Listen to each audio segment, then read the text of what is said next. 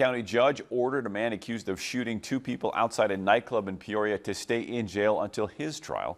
29-year-old Adrian Morris charged yesterday with 2 counts of aggravated battery, 1 count of unlawful possession of a weapon by a felon.